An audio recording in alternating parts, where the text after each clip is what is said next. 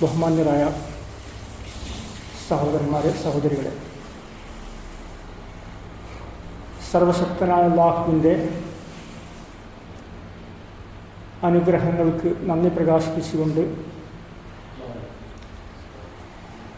അങ്ങേയറ്റത്തെ ശ്രദ്ധയോടുകൂടി ഇസ്ലാമിക നിയമ സംഹിതകളെ സൂക്ഷിച്ചുകൊണ്ട് ജീവിക്കണം എന്നാദ്യമായി എല്ലാവരോടും ഉണർത്തുകയാണ്. ഒരു മനുഷ്യൻ്റെ വ്യക്തിത്വം, അവൻ്റെ പേഴ്സണാലിറ്റി അളക്കുന്നത് അവൻ്റെ സംസാരമാണ്. അവൻ്റെ സംസാരത്തിലൂടെ ഒരു മനുഷ്യനെ നമുക്ക് ശരിക്കും വ്യക്തമായി മനസ്സിലാക്കാൻ സാധിക്കും.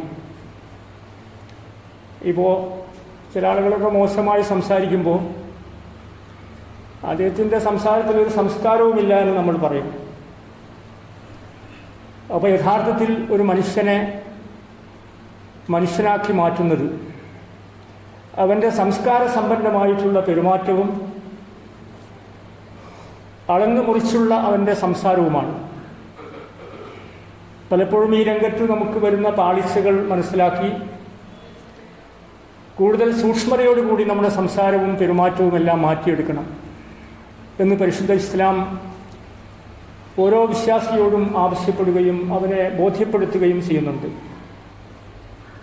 ഇന്നല്ലാഹു തയ്യിബ് യുഹിബ്ബു തയ്യിബ്, തീർച്ചയായും അല്ലാഹു അങ്ങേയറ്റത്തെ പരിശുദ്ധനാണ്. ഇങ്ങനെയുള്ള പരിശുദ്ധി കൈവരിക്കാൻ ആവശ്യമായിട്ടുള്ള കാര്യങ്ങളെല്ലാം അവൻ ഇഷ്ടപ്പെടുകയും ചെയ്യുന്നു. അതേ രൂപത്തിൽ ഇന്നല്ലാഹ നളീഫ്, അല്ലാഹു അങ്ങേയറ്റം വൃത്തിയുള്ളവനാണ്. യുഹിബ്ബുൻ നളാഫ, അവൻ വൃത്തിയെ ഇഷ്ടപ്പെടുകയും ചെയ്യുന്നു. ഇന്നല്ലാഹ കരീം, അല്ലാഹു വളരെ മാന്യനായിട്ടുള്ള ആളാണ്. മാന്യതയാണ് അല്ലാഹുവിൻ്റെ മുഖമുദ്ര. അതിനാൽ യുഹിബ്ബുൽ കറം, അങ്ങനെയുള്ള മാന്യമായിട്ടുള്ള പെരുമാറ്റത്തെയും സമീപനത്തെയും ഒക്കെ അല്ലാഹു ഇഷ്ടപ്പെടുകയും ചെയ്യുന്നു.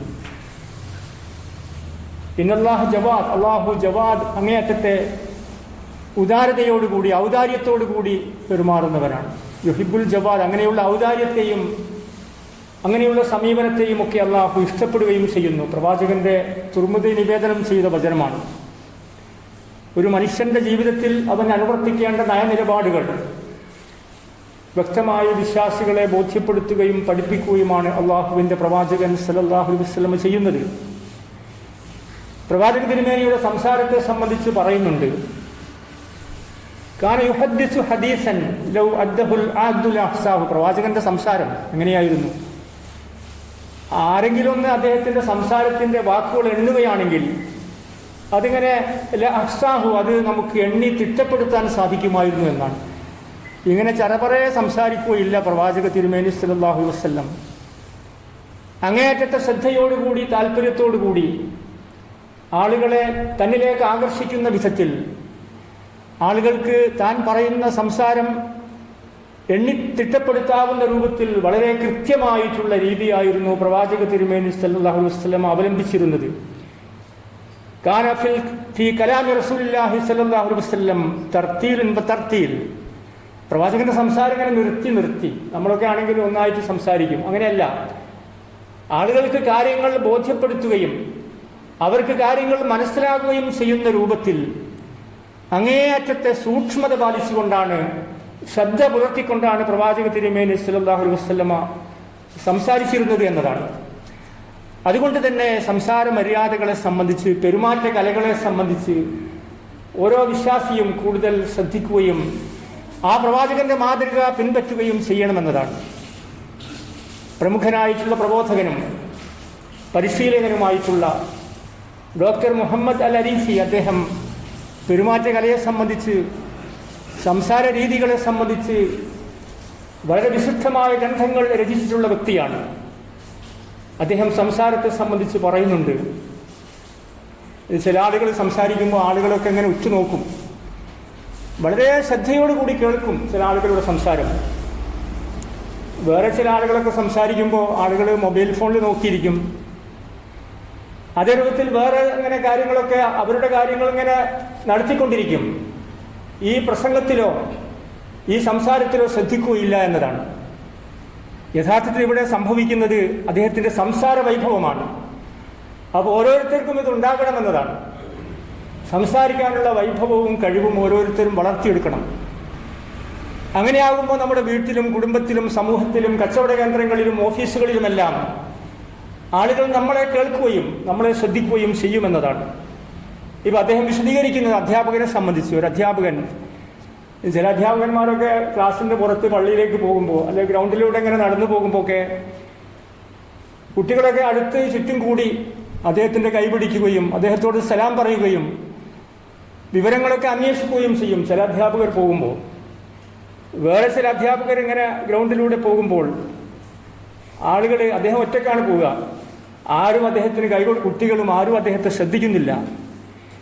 ഇത് യഥാർത്ഥത്തിൽ ആദ്യത്തെ പറഞ്ഞത് അധ്യാപകന്റെ പെരുമാറ്റ കഴിവാണ്.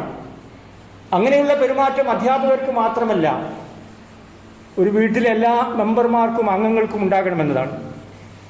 സാധാരണ പറയാറുണ്ട്, ഒരു പൊതുവേദിയിലൊക്കെ ആളുകൾ ഉണ്ടാകുമ്പോൾ ഏതെങ്കിലും ഒരു പ്രാസംഗികം കൊണ്ട് കടന്നു വരുന്ന സമയത്ത് ആളുകളൊക്കെ ഇളകി മറിഞ്ഞ് നിങ്ങളിവിടെ ഇരിക്കുമെന്നൊക്കെ പറഞ്ഞ് വളരെ ശ്രദ്ധിച്ചുകൊണ്ട് അദ്ദേഹത്തെ ആശ്ലേഷിക്കുകയും അദ്ദേഹത്തിൻ്റെ കൈപിടിക്കുകയും ഒക്കെ ചെയ്യുന്ന അവസ്ഥകൾ ഉണ്ടാകും.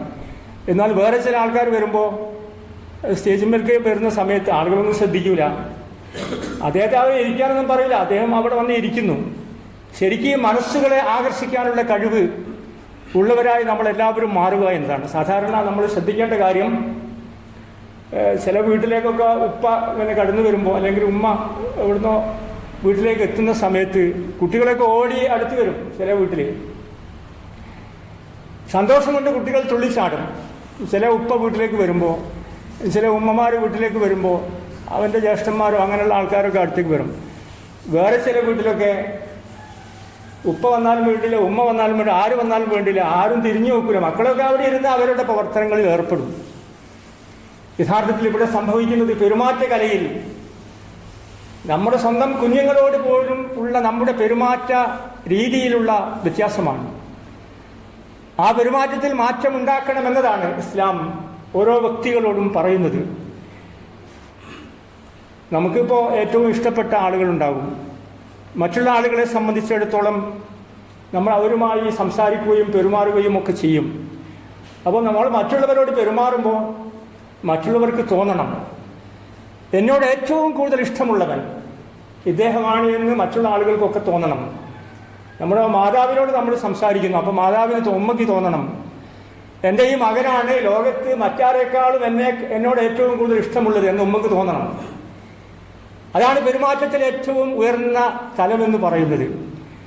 അതേ രൂപത്തിൽ ഉപ്പയോട് സംസാരിക്കുമ്പോൾ ഉപ്പക്ക് തോന്നണം മകൻ്റെ സംസാരം എന്നെ ഏറ്റവും കൂടുതൽ ഇഷ്ടപ്പെടുകയും സ്നേഹിക്കുകയും ചെയ്യുന്ന എൻ്റെ മകനാണെന്ന് ഉപ്പക്ക് തോന്നണം. അതേ രൂപത്തിൽ ഇങ്ങോട്ടും മകനോട് സംസാരിക്കുന്നു, അപ്പോൾ ആ മകന് ആ ഒരു കാഴ്ചപ്പാടുണ്ടാകണം. നമ്മുടെ ഭാര്യയോട് സംസാരിക്കുന്നു, ഭാര്യയ്ക്ക് തോന്നണം ഭർത്താവ് എൻ്റെ ഭർത്താവാണ് എന്നെ ഏറ്റവും കൂടുതൽ സ്നേഹിക്കുകയും ഇഷ്ടപ്പെടുകയും ചെയ്യുന്നത്. ഭാര്യയ്ക്ക് തോന്നണം ലോകത്ത് എന്നെ ഏറ്റവും കൂടുതൽ ഇഷ്ടപ്പെടുന്നത്, ഞാനുമായി സംസാരിക്കാൻ ആഗ്രഹിക്കുന്നത് എൻ്റെ ഭർത്താവാണെന്ന് ഭാര്യയ്ക്ക് തോന്നണം. ആ രൂപത്തിൽ പരസ്പരമുള്ള വിശ്വാസവും പരസ്പരമുള്ള സ്നേഹബന്ധങ്ങളും ഊട്ടിയുറപ്പിച്ചുകൊണ്ട് വളർത്തിയെടുത്തുകൊണ്ടാണ് ഇസ്ലാം മുന്നോട്ട് പോകുന്നതെങ്കിൽ എല്ലാ സ്ഥലങ്ങളിലും എല്ലാ പ്രദേശങ്ങളിലും ഇസ്ലാമികമായിട്ടുള്ള കാര്യങ്ങൾ ആളുകൾ കേൾക്കുകയും ആളുകൾ മനസ്സിലാക്കുകയും ചെയ്യുന്ന ഒരവസ്ഥാവിശേഷം സംജാതമാകുമെന്നാണ്. നല്ല നിലയിലുള്ള പെരുമാറ്റമാണ് ഉണ്ടാകേണ്ടത്, നല്ല നിലയിലുള്ള സംസാര രീതിയാണ് ഉണ്ടാകേണ്ടത്. ആളുകൾക്ക് ഇഷ്ടമതാണ്. ആളുകളെ വെറുപ്പിക്കുന്ന സംസാരം ആരും ഇഷ്ടപ്പെടുകയില്ല. പ്രത്യേകിച്ച് കുട്ടികളൊക്കെ നമ്മൾ സാധാരണ പറയും, സ്കൂളിൽ നിന്നൊക്കെ പറയും, മദ്രസ എന്നൊക്കെ പറയും, രക്ഷിതാക്കളെ കുറ്റം പറയും, ചില ആളുകൾ കുട്ടികളെ കുറ്റം പറയും. അങ്ങനെ കുറ്റം പറഞ്ഞത് കൊണ്ട് ഒരു പ്രയോജനവുമില്ല എന്നതാണ്. നമ്മുടെ അടുത്തുള്ള പ്രയാസങ്ങളും പ്രശ്നങ്ങളും നമ്മൾ പരിഹരിക്കുകയും മറ്റുള്ളവരോട് അത് പരിഹരിക്കാൻ സതുപദേശ രൂപത്തിൽ വളരെ യുക്തിപൂർവകമായി ആവശ്യപ്പെടുകയും ചെയ്തുകൊണ്ട് പരസ്പരമുള്ള ധാരണയിൽ എത്തിച്ചേരുക എന്നതാണ്. വിശുദ്ധ ഖുർആൻ സൂചിപ്പിക്കുന്നുണ്ട് ഈ ഒരു ആശയം. അതേ രൂപത്തിൽ നമ്മളിപ്പോൾ ചിലപ്പോഴും പറയാറുണ്ട്, വിഷയം ഉണ്ടാകുന്ന സമയത്ത് അവനോട് സംസാരിക്കാനൊന്നും പറ്റില്ല, അങ്ങനെയുള്ള ആളുകൾ ഉണ്ടാകാറുണ്ട്. നേരെ മറിച്ച് മറ്റാളോട് സംസാരിച്ചാൽ അയാളെ ആ കാര്യങ്ങളൊക്കെ ഒന്ന് പരിഹരിച്ച് മനസ്സിലാക്കി തരുമെന്നാണ്.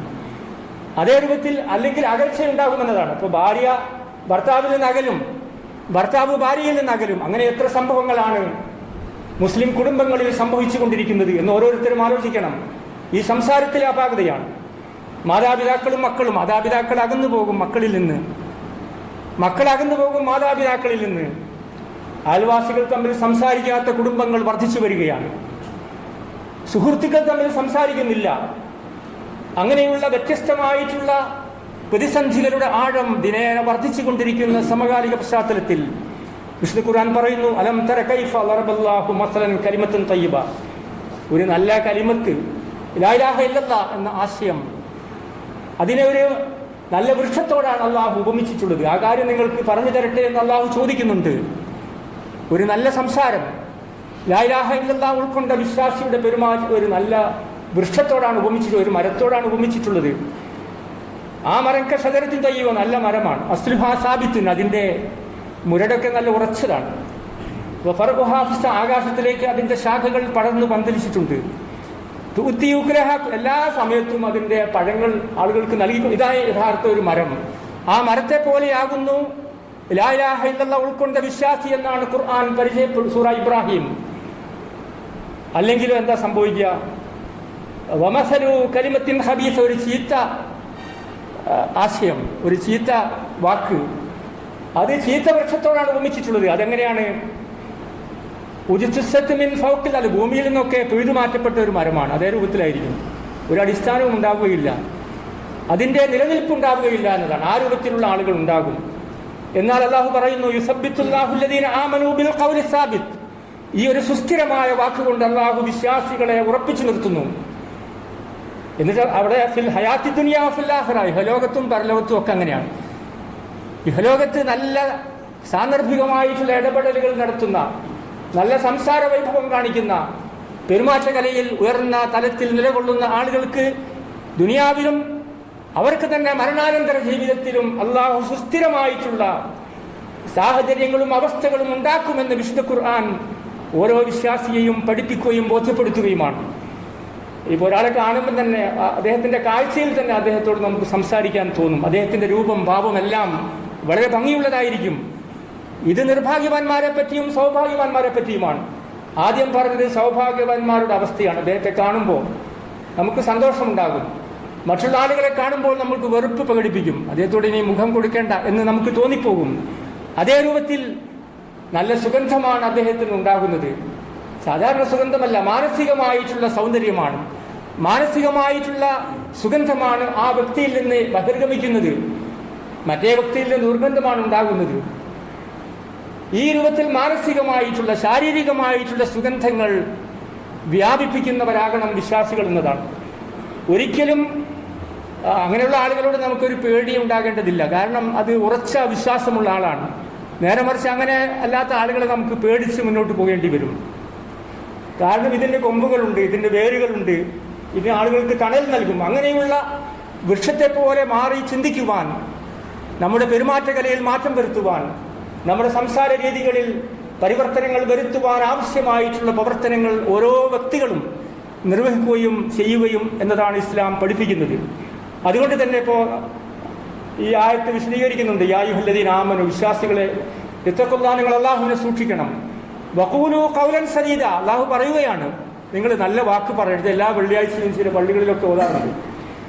എന്നാൽ യുസ്ലിലക്കും അഅ്മാലക്കും, നിങ്ങളുടെ പ്രവർത്തനങ്ങളൊക്കെ അല്ലാഹു നന്നാക്കും. വയഗ്ഫിർ ലക്കും ദുനൂബക്കും, നിങ്ങളുടെ പാപങ്ങളൊക്കെ അല്ലാഹു പുറത്തു തരികയും ചെയ്യും. അപ്പോൾ നമ്മൾ വെറുതെ ഇങ്ങനെ പ്രാർത്ഥിച്ചത് കൊണ്ട് മാത്രം പ്രയോജനമില്ല.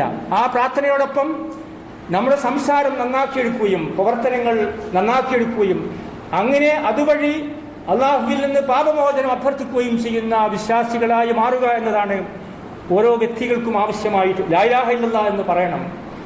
അത് ദിക്റിന്റെ ഒരു ഭാഗമാണ്. അല്ലാഹു അക്ബർ എന്ന് പറയുന്നു. അല്ലാഹുവാണ് ഏറ്റവും വലിയവൻ. സുബ്ഹാനല്ലാഹ്, അൽഹംദുലില്ലാഹ്, ലാ ഹൗല വലാ ഖുവത ഇല്ലാ ബില്ലാഹ്. ഇങ്ങനെയുള്ള വാക്കുകൾ സംസാരിക്കുന്ന, പ്രവർത്തനത്തിൽ കൊണ്ടുവരുന്ന ദിക്റുകളും ദുആകളുമായി മുന്നോട്ട് പോകുന്ന ആളുകളെ സംബന്ധിച്ച്, ആ നല്ല വൃക്ഷത്തിന്റെ ഉപമയെ സംബന്ധിച്ച് അല്ലാഹു പറയുന്നു, ഇല്ലാ കുഫിറത്ത് അൻഹു, അവന്റെ പാപങ്ങളൊക്കെ അല്ലാഹു പുറത്തു കൊടുക്കും. ഇങ്ങനെ സ്വന്തം വ്യക്തി ജീവിതത്തെ പരിശുദ്ധിയിലേക്ക് നയിക്കുവാൻ തയ്യാറുള്ള ആളുകൾക്ക്, ദിക്റുകളും ദുആകളും ജീവിതത്തിന്റെ ഭാഗമാക്കി മാറ്റുന്ന വിശ്വാസികൾക്ക് അവരുടെ പാപങ്ങളെല്ലാം അള്ളാഹു പുറത്തു കൊടുക്കും. ഒരു സമുദ്രത്തിൽ ഉണ്ടാകുന്ന നുരയെ പോലെ പത പോലെ എത്രമാത്രം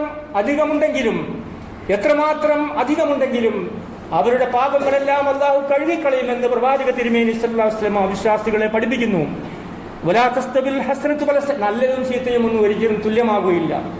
നമ്മളൊക്കെ വിശ്വാസികളാണ്, കുടുംബങ്ങളാണ്, പരസ്പരം വിശ്വസിക്കുന്നു. പക്ഷേ ഈ രണ്ട് രൂപത്തിലുള്ള കുടുംബങ്ങളെയാണ് ഇസ്ലാം പരിചയപ്പെടുത്തുന്നത്.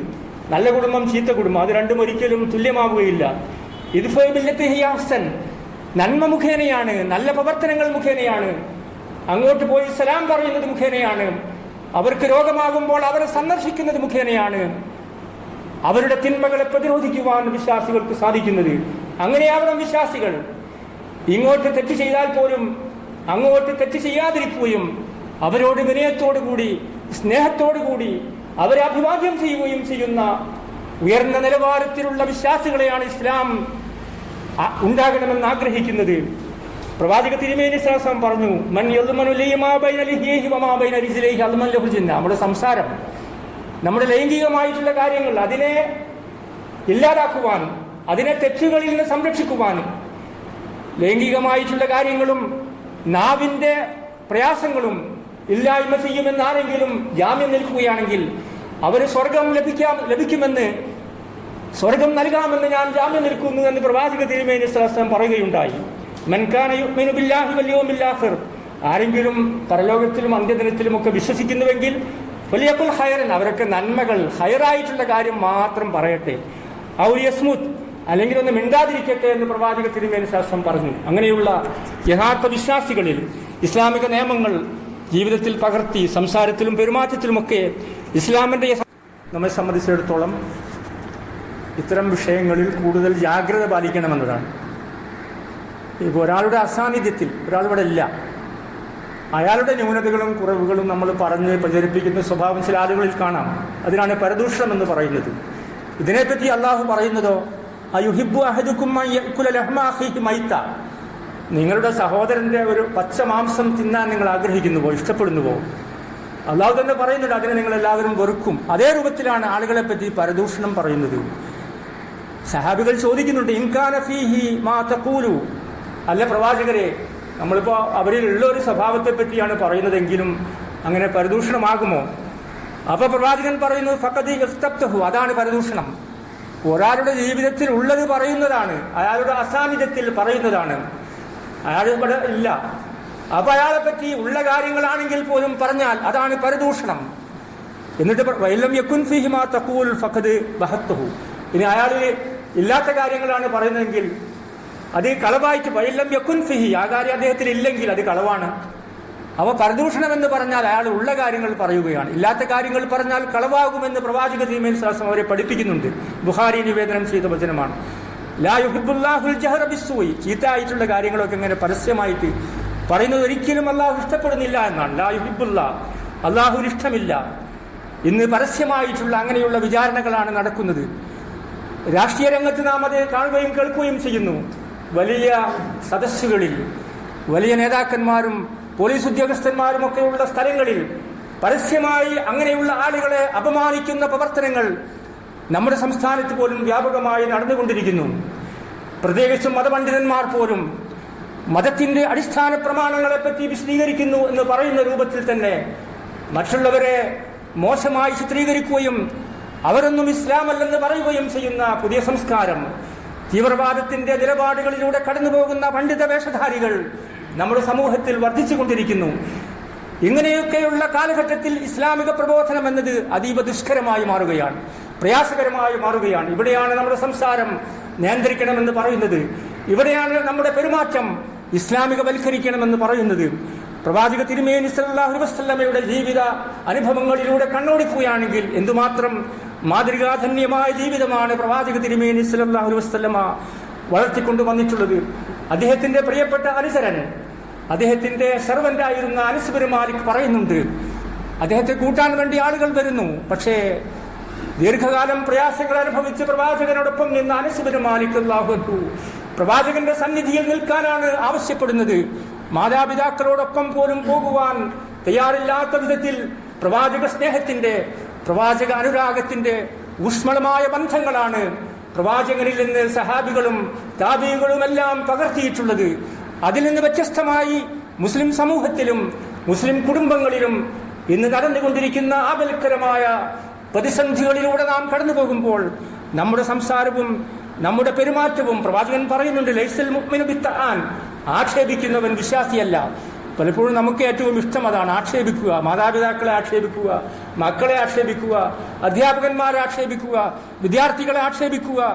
ഇങ്ങനെയുള്ള ആക്ഷേപത്തിന്റെ ശരങ്ങളാണ് നമ്മുടെ രാജ്യത്ത് വ്യാപകമായി വളർന്നുകൊണ്ടിരിക്കുന്നത്. വലാബില്ലആൻ, ശപിക്കുന്നവരും വിശ്വാസിയല്ല എന്ന് പ്രവാചകൻ പറയുന്നു. ആളുകളെ ശപിച്ച്, ആളുകളെ ആക്ഷേപിച്ച്, ആളുകളൊക്കെ മോശക്കാരാണെന്ന് പറഞ്ഞുകൊണ്ടുള്ള ജീവിത രീതി വളർന്നു വരുമ്പോൾ അവിടെയൊക്കെ സൗമനസ്യത്തിന്റെയും വിട്ടുവീഴ്ചയുടെയും സഹാനുഭൂതിയുടെയും സ്നേഹബന്ധങ്ങളുടെയും ഊഷ്മളതയാണ് വളർത്തിക്കൊണ്ട് വരേണ്ടത് എന്ന് ഇസ്ലാം പഠിപ്പിക്കുന്നു. ചില ആളുകളൊക്കെ മുഖസ്തുതി പറയും ചില ആളുകളെ പറ്റി, നമുക്ക് അരോചകമായി തോന്നുന്നു. നേരത്തെ സംസാരിക്കുമ്പോൾ ഒരാളെ പറ്റി മുഖസ്തുതി പറയുന്നു, അങ്ങനെയുള്ള ചിലപ്പോൾ അത് വളരെ അരോചകമായി നമുക്ക് അനുഭവപ്പെടുന്നു. അങ്ങനെയുള്ള ആളുകളുടെ വായിൽ മണ്ണ് വാരിയിടണമെന്നാണ് പ്രവാചക തിരുമേനി പഠിപ്പിച്ചിട്ടുള്ളത്. അങ്ങനെയുള്ള എല്ലാ രൂപത്തിലുള്ള കാര്യങ്ങളും മുഖസ്തുതികളും ശാപവചനങ്ങളും ആക്ഷേപശരങ്ങളുമെല്ലാം ഒഴിവാക്കി ഇസ്ലാമിന്റെ യഥാർത്ഥ സന്ദേശം ഉൾക്കൊള്ളുവാൻ മുസ്ലിങ്ങൾ തയ്യാറാവുകയാണെങ്കിൽ ഇസ്ലാമിക പ്രബോധനം എല്ലാ രംഗത്തും വളരെ എളുപ്പമുള്ളതായി മാറുമെന്നതാണ്.